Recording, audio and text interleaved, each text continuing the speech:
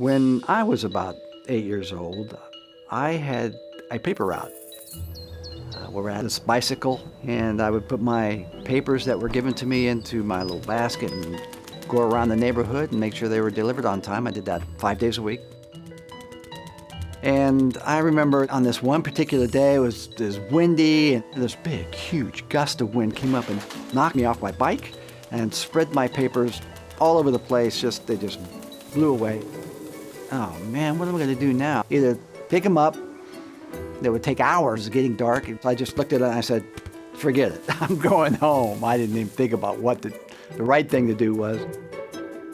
So I got home, and one of the things I wanted to do was get through the living room as quickly as possible because I knew my dad would be sitting there and I didn't want him asking any questions. I didn't make it.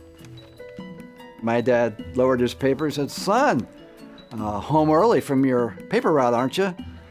And I knew that I had to tell him what happened, and so I explained that I'd lost all these papers. He pointed at me, he said, "Car, 5 minutes." And so I was in the car in 5 minutes. We drove up to the very place where I had fallen over. He said, "Out of the car." We got out of the car and walked up to this front door. And he knocked on it, and this gentleman answered, about his age. And to my astonishment, as we walked into the living room, there was a living room full of papers, pages all disorganized and probably up to about my knees. So it was pretty clear what we were going to do. So between that man, my dad, and I, we sat down, probably took about an hour and a half and pieced those newspapers back together, page by page, gathered them up. Dad got me back in the car and he chauffeured me around and I finished my paper out. That was a lesson that stuck with me.